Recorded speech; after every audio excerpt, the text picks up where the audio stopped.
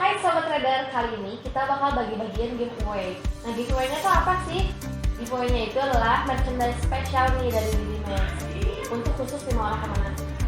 Sekarang kita lihat ya, isinya apa nih. Ada kaos spesial dari Didimax. Terus ini kaosnya kayak gini ya, kita lihat. Bagus kan? Terus ada flash bag dari Didimax. Lalu ada stikernya. Terus ada Kari Tresna, harum banget. Terus ada di sini gantungan kunci, stiker, gantungan kunci, banyak deh. Banyak banget, berapa? Tuh, ada stiker gantungan kunci lagi. Nah, buat kalian yang mau dapetin gampang banget caranya. Yang pertama kalian tinggal subscribe aja YouTube channel ini dan jangan lupa dinyalain notifikasinya. Yang kedua kalian follow Instagramnya Didimax.trader dan jangan lupa komen tag 3 teman kalian. Habis itu yang ketiga kalian join channelnya Telegram kami, ada di deskripsi linknya. Nah yang terakhir jangan lupa kalian screenshot kalau udah ngelakuin poin 1-3 dan WA ke 0852 8260 5386. Good luck!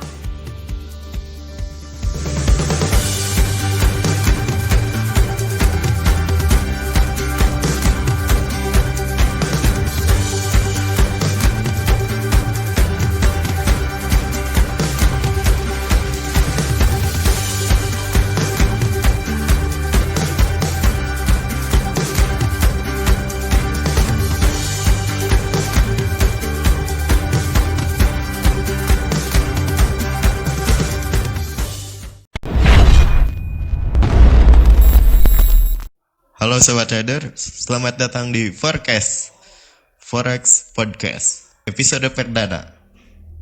Bersama saya Adim dan rekan saya Master Syam. Kita hari ini mau bahas apa nih Master? Oke, sebetulnya kalau kita lihat kondisi market saat ini ya, itu banyak sih yang bisa kita bahas karena kalau saya lihat peluang di market untuk saat ini tuh luar biasa ya pergerakannya tuh. Khususnya di beberapa pair currency dan terlebih di safe haven ya, di emas kayak gitu. Itu kita bisa bedah nih peluangnya seperti apa kayak gitu. XAU kayaknya lagi ngetrend banget nih ya di Facebook, di mana-mana lagi banyak diperbincangin nih.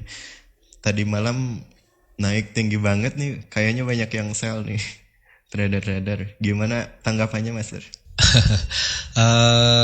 SAU itu emang selalu jadi primadona sih kalau saya katakan ya, karena memang SAU itu kan kita tahu bahwa itu adalah sebuah aset safe haven ya.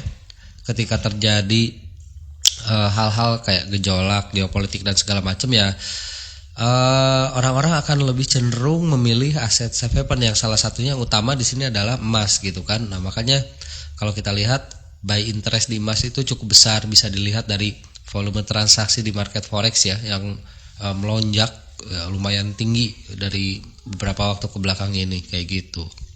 Jadi untuk kedepannya gimana nih? Ada prediksi mungkin dari Master dari XAU-nya? Apakah masih naik atau masih turun nih? Soalnya banyak sekali ya yang nanya-nanya soal XAU ini gimana?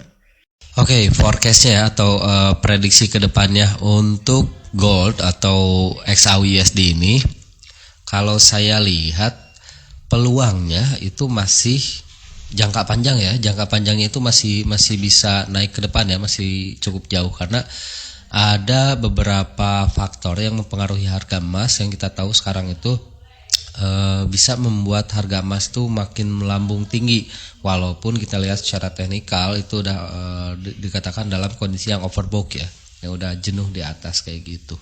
Apakah mungkin nih ada kemungkinan SAU untuk turun di hari-hari ini mungkin untuk minggu depan? Apakah ada kemungkinan kayak gitu nggak sih? Kalau dibilang kemungkinan itu selalu ada ya. Kalau misalnya kita bilang kemungkinan, selalu ada kemungkinan kok, cuman probabilitasnya mungkin kalau saya lihat ya, kalau penurunannya dalam fase tren itu belum sih kalau saya lihat ya untuk waktu dekat ini kalau tren ya. Tapi kalau penurunannya hanya dalam fase koreksi, itu sangat mungkin karena memang harga udah sangat jenuh di atas. Jadi kalau misalnya teman-teman yang misalkan mau memanfaatkan fase koreksinya bisa diambil juga sih selnya, cuman harus hati-hati karena trennya lagi kuat naik ke atas. Jadi kalaupun misalkan mau ambil koreksinya atau mau ambil selnya ngelawan arah, gunakan stop loss dan paling cuman sekitar 5 sampai 6 poinan lah turun koreksinya itu. Dan kemungkinan untuk turun di hari ini ada, tapi hanya sebatas koreksi dan itu pun sangat-sangat terbatas ya. Karena kalau saya lihat dari candlesticknya aja itu volume atau power buyernya itu masih sangat kuat kalau saya lihat. Kalau saya lebih memilih untuk ambil buy-nya. Saya tunggu terbentuk high, saya tarik Fibonacci, saya ambil di golden ratio seperti biasa kayak gitu. Itu untuk yang belum OP ya. Betul, untuk yang belum OP. Kalau untuk yang udah punya sell di bawah nih gimana nih? Kayaknya banyak banget nih yang udah sell di bawah nih. Yang udah punya sell di bawah sih it's okay, nggak masalah, nggak pernah ada yang salah dengan posisi buy atau sell. Cuman kita harus perhatikan ketika saya ambil atau sudah terlanjur punya posisi sell di bawah, saya cek dulu deh ini bisa sampai kemana naiknya kayak gitu. Terus dihitung ketahanan akun saya berapa lagi, terus naiknya sampai mana, siap nggak nahan sampai setinggi itu, misalkan sampai ke resisten selanjutnya. Kita ambil skenario terburuknya dulu. Nah kalau misalkan oh iya saya masih ada ketahanan, masih sangat kuat gitu kan, ya boleh silakan, tapi resikonya kita harus injek nanti suatu saat atau harus menambah ketahanan akun. Kalau nggak mau terbebani akunnya, misalkan udah terlalu lama selnya gitu kan ketinggal di bawah, saran saya kalau misalkan masih wajar mah, masih nggak terlalu besar ya, lebih baik cut aja karena potensinya dia masih naik ke atas, masih bisa naik ya untuk potensinya itu.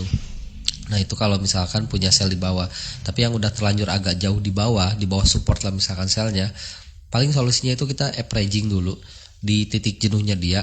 Jadi turun setengahnya aja ya, mudah-mudahan syukur-syukur bisa BEP ya. Atau misalkan minusnya kecil kita cut dulu semua, ganti reverse posisi, ganti jadi posisi buy kayak gitu. Solusinya ya berarti ya Mas ya. Iya betul, itu solusinya seperti itu. Kalau ngomongin XAU kayaknya nggak lengkap ya kalau nggak ngomongin fundamentalnya ya. Fundamental, karena memang fundamental itu ya kalau menurut saya ya itu penggeraknya gitu kan. Ya itu supply dan demand, kebutuhan, penawaran, permintaan ya. Dan kalau di sini kita lihat kenapa SAU bisa sampai setinggi ini dan kita bilang nggak turun-turun ya, kayak seolah-olah candle-nya tuh mau keluar dari layar gitu. Sebetulnya ya ada saatnya turun. Cuman kalau kita lihat dari faktor fundamental yang menyebabkan harga emas ini terus melonjak tinggi adalah dua faktor utama yang saat ini yang jadi fokus. Itu adalah masalah Amerikanya resesi ya. Itu yang pertama, dan yang kedua dampak dari wabah COVID. Kemarin di Arizona juga meningkat, terus di Florida juga meningkat juga, kasus meninggalnya juga makin banyak. Nah, maka timbullah kekhawatiran para investor atau para pelaku pasar ini untuk membeli US dollar karena dianggap terlalu beresiko dengan kondisi ekonomi Amerika yang saat ini seperti ini. Makanya kebanyakan orang sekarang memilih untuk menjadi buyer emas kayak gitu. Sehingga hasilnya ya emas dan silver atau yang lainnya, logam-logam mulia itu harganya melonjak tinggi sekarang. Jadi artinya kita masih harus nunggu vaksin dulu ya berarti ya. Vaksin dulu keluar baru XAU-nya bisa turun kali ya. Ada kemungkinan kayak gitu nggak sih? Mungkin aja sih, tapi kalau menurut saya bukan karena vaksin sih. Misalkan minggu depan ditemukan vaksin untuk virus COVID-19 ini, cuman itu bukan jaminan tiba-tiba langsung menguat lagi si harga emasnya. Enggak, karena dampak dari apa yang terjadi sekarang itu bisa jangka panjang. Mungkin vaksinnya ditemukan, terus orang-orang mulai sembuh. Cuman ekonomi yang kemarin sudah dibilang udah mulai down ya, itu butuh waktu untuk pemulihannya dan gak akan pulih dalam waktu yang singkat gitu. Cuman kalau misalkan memang terjadi hal seperti itu kalau saya lihat bisa nahan harga emas untuk gak lebih tinggi lagi seiring pemulihan ekonomi dari Amerikanya. Nah itu baru bisa mulai membentuk channel down atau tren turunnya. Itu pun kalau resesinya nggak seburuk apa yang dibicarakan gitu kan. Siap. Kalau ngomongin USD nih, di akhir tahun kan ada pemilu ya. Pemilu pemilu Amerika ya. Gimana nih prediksinya? Buat market gold juga ya. Pengaruhnya bakal kayak gimana, Mas? Oke, Bapak mau milih siapa emang pemilu? Kalau saya mah yang kepilih aja lah. Yang pasti bukan milih saya ya. Bukan warga negara Amerika ya. Tentu tidak akan. Oke, terlepas dari politiknya seperti apa ya, dampak dari pemilu ini biasanya cukup tinggi, cukup signifikan. Dan sebetulnya kandidatnya ya, kalau menurut saya masih istilahnya masih nggak jauh berbeda lah kayak Donald Trump. Donald Trump itu kan dia sangat mengidolakan salah satu mantan presiden Amerika zaman dulu ya, sampai dengan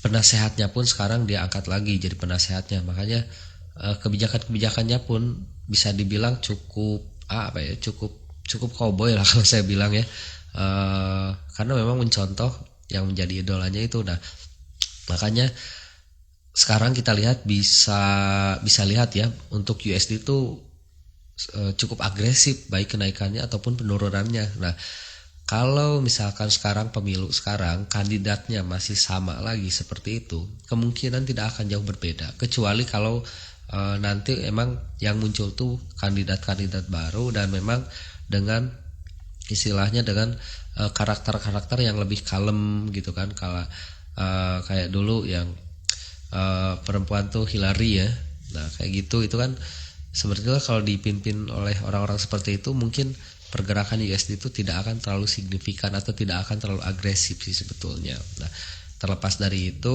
untuk pemilu ini bisa jadi titik balik sih kalau menurut saya untuk penguatan USD ya, kalau misalnya hasilnya berjalan sesuai dengan planningnya. Tapi di masa pemilunya itu bisa naik turun juga nanti, dan kita bisa manfaatkan juga peluangnya seperti apa. Kalau misalkan USD masih ada di titik lemah ya, kalau sekarang kan lihat indeksnya aja di 94 kurang lebih ya kalau nggak salah. Kalau masih ada di kisaran itu ya kemungkinan USD masih ada di level yang cukup bawah sih sampai dengan beres pemilu ini. Sampai dengan setelah beres pemilu baru USD kemungkinan dia akan kembali untuk merangkak naik kayak gitu. Oh, ada satu lagi nih pertanyaan, Master. Saya punya rahasia nih, katanya Master Sam lagi nulis ebook ya. Gimana nih perkembangan ebooknya? Kalau kita bilang berarti bukan rahasia lagi ya. Tapi ya betul sih.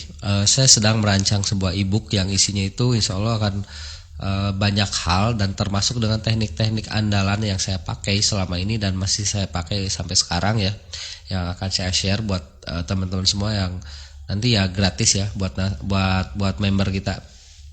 Itu kita bagikan nanti. Di situ udah lengkap dari mulai history trading gitu kan, awalnya sejarahnya seperti apa, saya dulu seperti apa, pengalaman seperti apa, sampai dengan teknik-teknik yang saya gunakan untuk mendapatkan profit yang konsisten itu seperti apa sih. Nanti saya share semua di situ lengkap kayak gitu. Jadi doakan aja biar ebooknya cepat selesai ya.